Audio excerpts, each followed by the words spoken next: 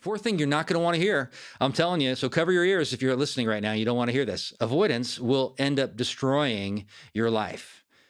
And I've heard this quote many times from many different people. So don't be afraid. Don't be nearly as afraid of dying, but be much more afraid of never actually living.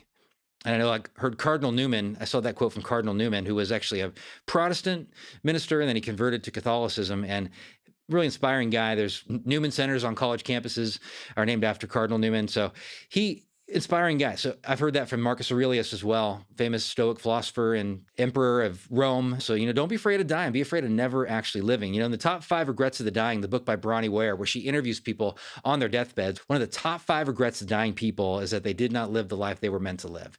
They lived somebody else's life for them. They played it safe. They stayed stuck. And then they end up regretting that. I should have done this different thing. I should have pursued my dreams. I should have become an entrepreneur. I should have started a business.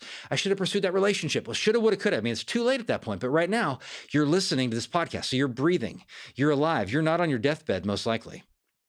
You can do some things. You can take some action. It's serious stuff here. If you avoid, it's going to destroy your life over time. Over time, it will. And it makes your life miserable now. You sit around your house worrying and taking no action when you know that it's the right thing to do. Research is okay. Processing things is okay. But not making a decision because of fear and it's the next right thing to do is not okay. Those are things that eventually you will end up having regrets. And those are things I want you to avoid.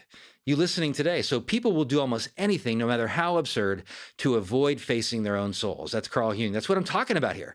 You're facing the stuff that's the most crucial stuff in your life. And on the other side of that, there's going to be peace. On the other side of that, there's going to be joy. There's going to be some excitement. You can face these things and you can do things.